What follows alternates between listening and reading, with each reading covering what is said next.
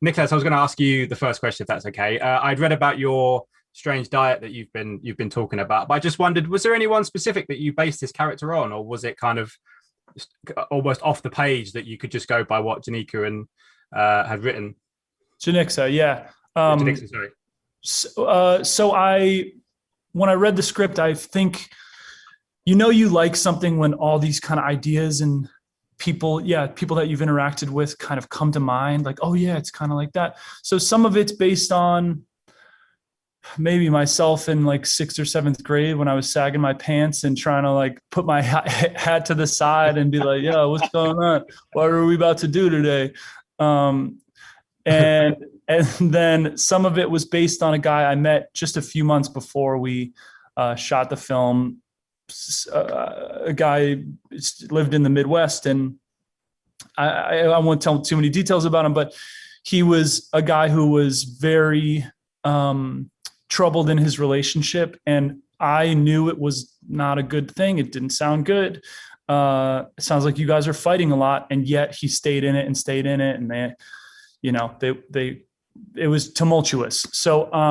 So I guess a few different sources, but the script really gave me all that. It started everything sparking in my mind. Yeah.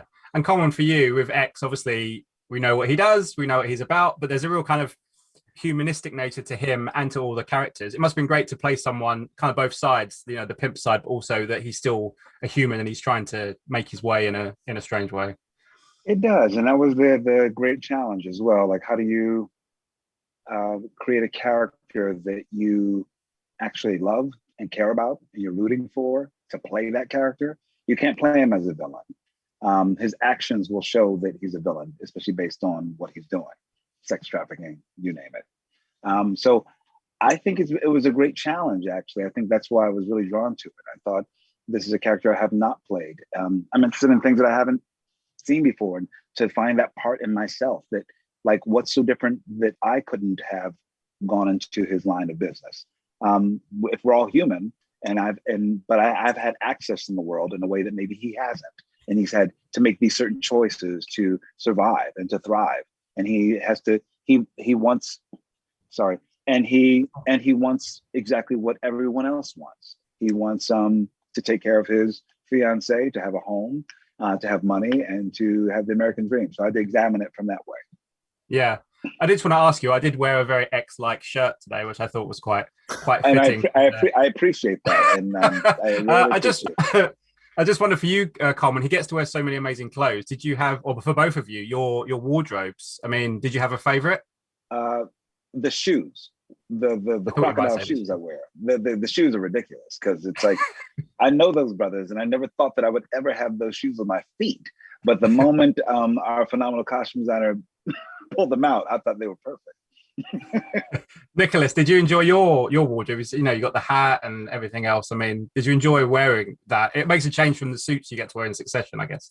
Very different. I wanted to get my clothes off me as soon as I could every day. I mean, that's not to say they put me right into Derek every day. And I actually think that polo's a pretty cool polo with the green and the purple. But it was just sweaty out there and sticky. And, we were in the same outfits for a month, basically. There was maybe 1 or 2 outfit changes, but otherwise it's one outfit. So, or maybe it's less for my character. I should say the girls probably changed a lot more. So I'm stuck in just sweaty, smelly clothes. So yeah, I didn't love it. Guys, thank you so much for your time. Absolute pleasure to chat to you, and good luck with the movie. Thanks, Scott. Ladies and gentlemen, you're watching Hey You Guys. Hey You Guys, huh? Hey, you guys. Is that from the Goonies? It is indeed, yeah. Nice. Hey!